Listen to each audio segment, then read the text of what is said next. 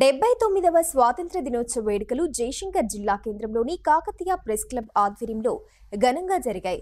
స్వాతంత్ర్య దినోత్సవాన్ని పురస్కరించుకుని ప్రెస్ క్లబ్ ఆధ్వర్యంలో నిర్వహించినటువంటి వేడుకలకు భూపాలపల్లి ఎమ్మెల్యే గండ్ర సత్యనారాయణరావు ముఖ్య అతిథిగా హాజరై జాతీయ జెండాను ఎగురవేసి జాతీయ గీతాలాపన చేశారు. ఈ సందర్భంగా ఎమ్మెల్యే మాట్లాడుతూ రాష్ట్ర ప్రజలకు, జిల్లా ప్రజలకు స్వాతంత్ర్య దినోత్సవ శుభాకాంక్షలు తెలిపారు. ఈ కార్యక్రమంలో జిల్లా జర్నలిస్టులు, అధికారులు పాల్గొన్నారు. 79వ స్వతంత్ర దినోత్సవం సందర్భంగా భూపాలపల్లి జయశంకర్ జిల్లా ప్రజలకు, అన్ని వర్గాల ప్రజలకు కూడా శుభాకాంక్షలు తెలియజేస్తా ఉన్నాం. ఈరోజు ప్రెస్ క్లబ్ కాడ మనము 4 జెండాను ఆవిష్కరించడం జరిగింది.